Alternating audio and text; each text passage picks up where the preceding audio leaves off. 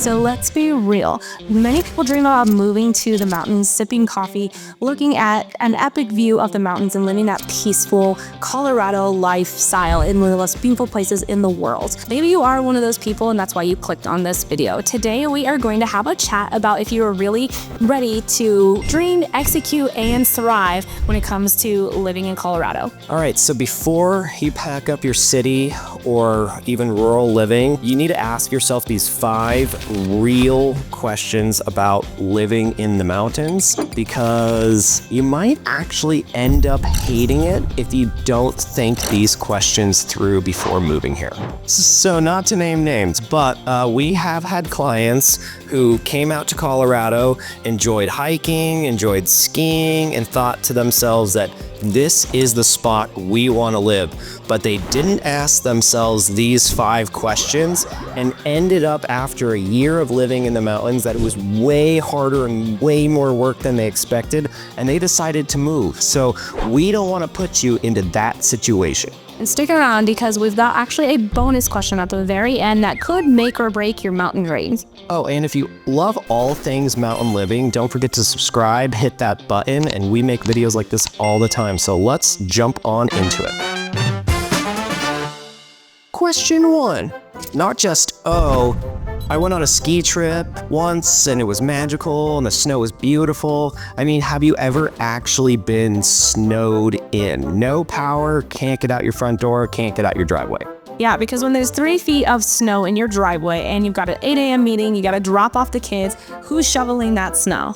You tell me. You are. Shovel that snow, baby. Some places you do have help from the city, like your main corridors are going to be plowed out, but that's really not the norm. Most driveways, I mean, that's all you. So you're going to have to shovel that yourself, snow blow it yourself, get a plow truck. And so you need to set a big budget on snow removal for your own home, whether that being you're paying a neighbor or paying one of these companies to come out and plow you out every single time it snows.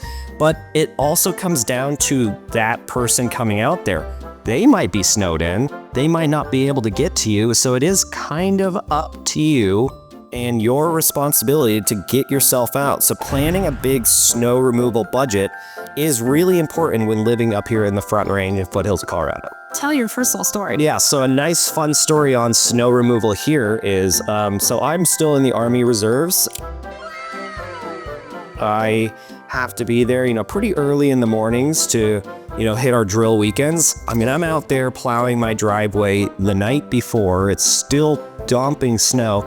And so sometimes you have to make a judgment call of how much snow is coming down right now. Do I need to be able to get into town? You might need to leave the night before to get into town, even if you're going to stay in a hotel or something, because you're not going to really get out when you get those 8 inches of an hour of snow dumping here in Colorado. And we are just getting started, because if the snow didn't scare you, this might.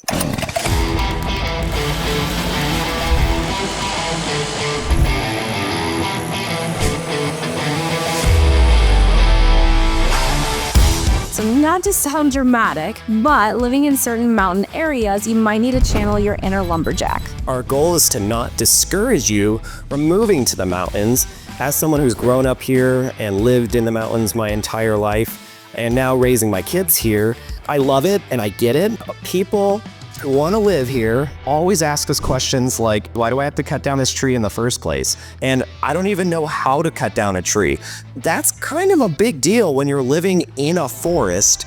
Trees can fall down on your house, so it is a very good idea to at least get some lumberjacking skills before you move out here. Or if you're not into that, we have a lot of companies that you can hire that can assist you in tree removal, but it's gonna come at a cost because they're very skilled at what they do. And so I recommend, just even for fire mitigation, is learn how to run a chainsaw. You don't think I can operate a chainsaw? I think that is a very important skill you can learn and enjoy living in the mountains as long as you know how to run a chainsaw. Just like Josh said, trees can fall down, but also wildfires are really big here in Colorado. And it's important to know like where your fire mitigation needs to be for when you buy your home. But also if a tree falls in your driveway, what are you going to do? So having those lumberjack skills are really going to help you, with that mountain living. So we know defensible space. And if you want to know more about wildfires as well, click the video link below because we've actually done a video about wildfires in Colorado. So if the thought of running a chainsaw makes you nervous, you may want to rethink about moving up to the mountains unless you have a great fire mitigation budget. But at the least, get yourself a good chainsaw, cut down your trees, de-limb them at least, 10 to 20 feet up, and you're gonna have a great experience out here while you're protecting your home. Was you get? Oh.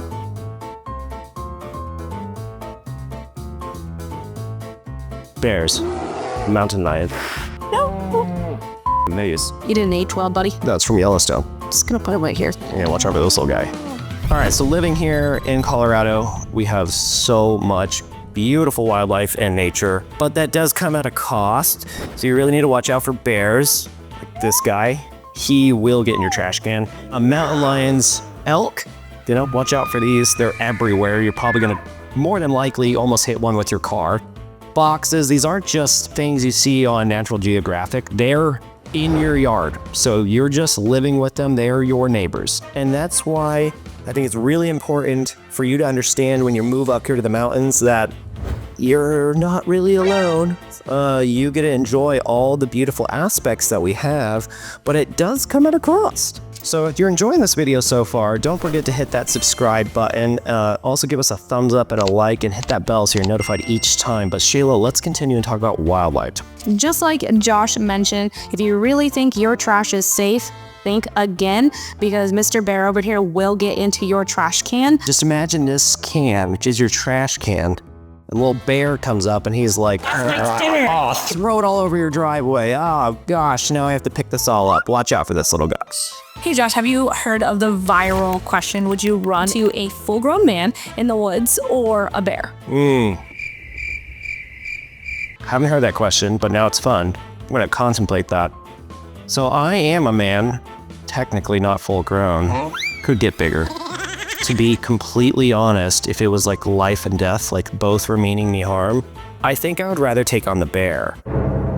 Because a full-grown man is like genuinely looking to murder me. The bear doesn't want to. He just doesn't want me around. Yeah. So I think I would take the bear.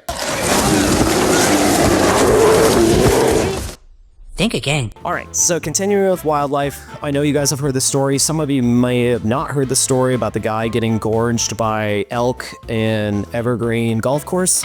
Witnesses say the elk challenged the golf cart, injuring the man. Colorado Parks and Wildlife says fall is mating season for elk, and it's best to keep as much distance as possible. Wildlife is a beautiful thing that you really need to pay attention to, and they're not friendly. They're wild. Don't go touch them. I know they might seem domesticated, but that's a wild animal that's going to mess you up. So I'm just gonna leave it at that. Let's say wildlife is cool, but let's talk about something scarier. Silence.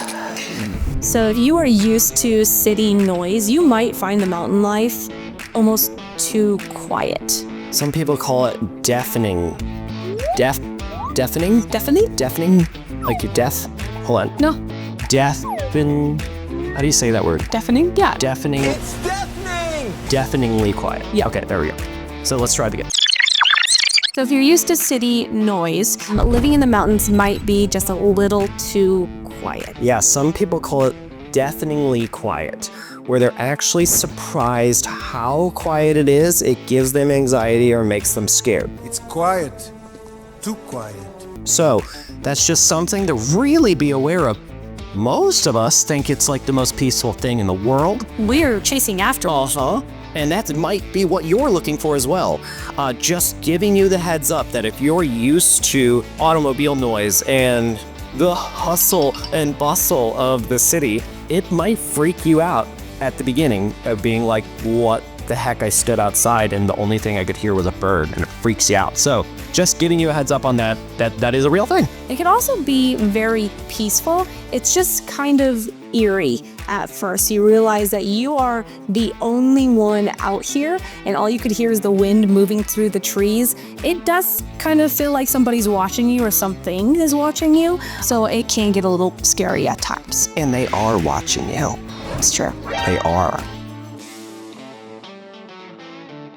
So if you love socializing and you feel like you need to have a Starbucks nearby, maybe mountain life isn't for you. But there is a Starbucks in Conifer and Evergreen. Actually, there's a few. Yeah. Now we even have a Dutch Bros. Like, we're standing. Fancy. But if you're not there, yeah, everything else is really far away. Okay, so let's play a little game between Shayla and I. She lives in the foothills of Lakewood. I'm in Evergreen, so I'm about 30 minutes up the mountain. Let's see how long it takes us both to get a certain thing, if at all.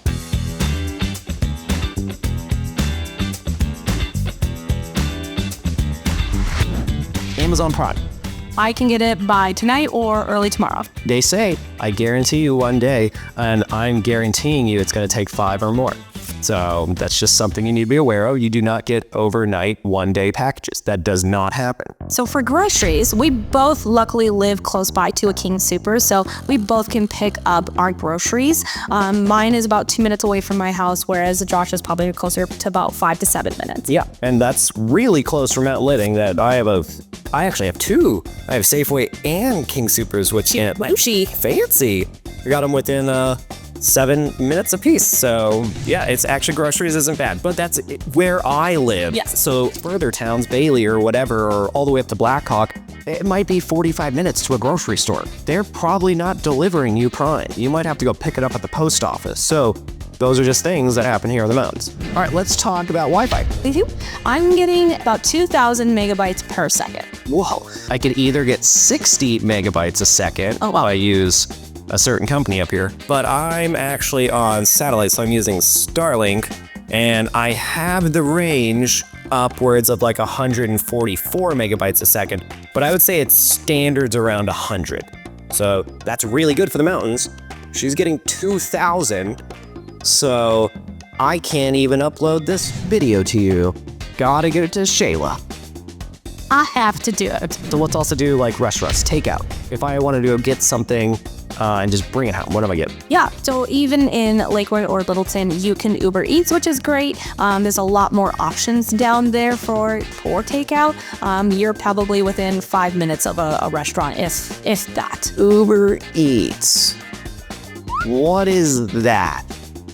Yeah, we don't have any of those services here. We have restaurants. You can call it in. You're going to have to go get it. The only one that delivers to me is Domino's, and clutch. That is clutch. Thank you, Domino's. But other than that, no, you have to go get it. So yeah, Uber Eats doesn't exist. Uber. You did the Uber? Doesn't exist. I couldn't get a ride if I needed to. So drink responsibly. All right, if you're still with us, you're probably pretty serious about the mountain lifestyle. But now it's time for the biggest question. If you have yourself a little two-wheel drive sedan, I've got some bad news for you. If you plan to live up here, you need all-wheel drive at a minimum. People are going to say they take their two-wheel drives out. There are some really fun cars up here. They are not driving their two-wheel drives in the snow, and if they are, they're honestly being a little reckless. Your life in danger too. Yeah, and it's just not a good idea, especially because a lot of our roads up here are very windy. There's tight switchbacks, and we got a lot of snow, black ice, so you can really slide off the road pretty easily. And so an all-wheel drive is recommended, at a minimum all-wheel drive with snow tires. The state of Colorado is almost now requiring that if you are doing a two-wheel drive vehicle, you have to chain up.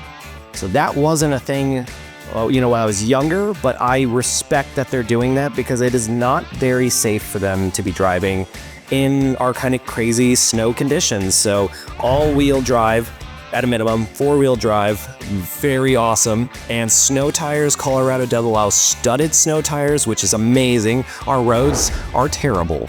We're trying. Ranked 43 Yeah. out of 50 for road condition. Our roads are terrible, and so you're gonna be hitting a crap load of potholes and just dug out roads, and you're gonna be like, I just want a smooth ride to work, and you're not.